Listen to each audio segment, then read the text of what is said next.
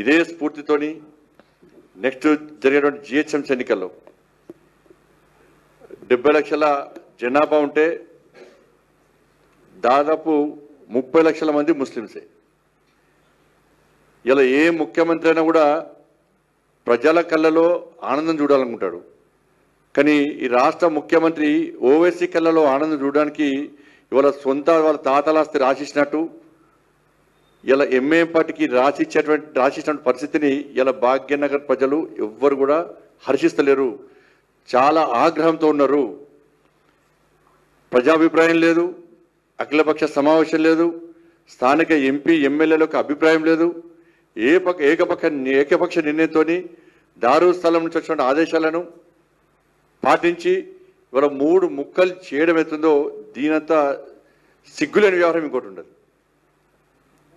తెలంగాణ రాష్ట్ర వ్యాప్తంగా MAM party సపోర్ట్తోని BRS party సపోర్ట్తోని ఇవాళ వీళ్ళు ముగ్గురు ఒకటై భారతీయ జనతా పార్టీని అడ్డుకునే ప్రయత్నం చేశారు. వాళ్ళు దానికి కరీంనగరే నిదర్శనం. కానీ ఈ 3 ముక్కలు ఎందుకు చేసిండో ఇప్పటికీ రాష్ట్ర ముఖ్యమంత్రి ఇప్పుడు కూడా చెప్తలేడు. ఎవరి కోసం చేసిండో స్పష్టమైంది అది. కాబట్టి జిహెచ్ఎంసీ ఎన్నికల్లో భారతీయ జనతా పార్టీకి అనుకూలమైన వాతావరణం ఉంది. పోయినసారి మేము పొరపాటు చేసినాం. ఈసారి ఎట్టి బస్సులో రామచంద్రవారి నేతృత్వంలో జరిగిన ఎన్నికల్లో తప్పకుండా ఈ భాగ్యనగర్ గడ్డ మీద జిహెచ్ఎంసీ మీద కాషాయ జెండా ఎగిరేస్తామని చెప్పి ఒక లక్ష్యంతో ఒక ఆలోచనతో భాగ్యనగర్ ప్రజలందరూ ఓటు బ్యాంక్గా మారింది. కాబట్టి దానికి భయపడే ఓట్లను చీల్చడానికి, హిందూ సమాజాన్ని చీల్చడానికి ఈరోజు ఇలా రేవంత్ రెడ్డి సర్కార్ విధంగా కుట్రలు పడిందో ఇలా ప్రజలు గమనించాల్సిన అవసరం ఉంది. ఇలా 1.5 కోటి జనాభా ఉంది ముంబై, 40,000 కోట్ల బడ్జెట్, దాన్ని విభజించలే. 2 కోట్ల జనాభా ఉంది ఢిల్లీ, 16,000 కోట్ల బడ్జెట్, దాన్ని చీల్చలే, విభజించలే. ఇలా చెన్నైకి సంబంధించి కూడా 80 లక్షల జనాభా ఉంది,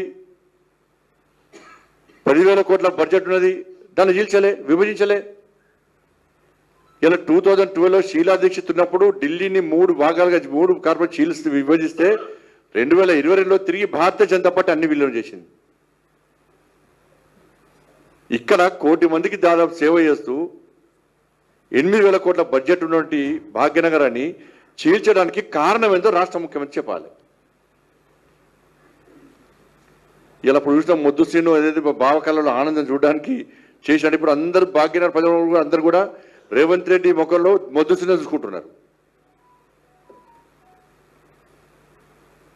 ఇంత నిస్సిగ్గుగా ఇలా కాంగ్రెస్ పార్టీ ప్రభుత్వం ఒక వర్గాన్ని కొమ్ముగేయడం, ఒక పార్టీ చేతిలో కీలుబొమ్మగా మారి అధికారాన్ని ఏ విధంగా చేజిక్కించుకోవాలి, అధికారాన్ని ఏ విధంగా కాపాడాలని చెప్పి అలా ఆలోచించేటువంటి పరిస్థితిలో ఉందంటే ఇలా ప్రజాస్వామ్యం ఏ విధంగా నిలబడుతుందో ఒక్కసారి భాగ్యనగర్ ప్రజలు ఆలోచించాలి.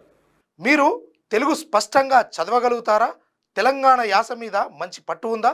అయితే మీకోసం క్యూన్యూస్ ఒక మంచి అవకాశం కల్పిస్తుంది. ఇది ప్రత్యేకంగా విద్యార్థులు, గృహిణులు, వయసుతో సంబంధం లేకుండా ఎవరైనా సరే మీరు ఇంటి దగ్గర నుంచే పని చేసుకోవచ్చు. మీ వాయిస్తోనే ఇంట్లో ఉంటూనే మంచి ఆదాయం సంపాదించుకోవచ్చు. ఇంకెందుకు ఆలస్యం? వర్క్ ఫ్రమ్ హోమ్కి ఇప్పుడే సంప్రదించండి.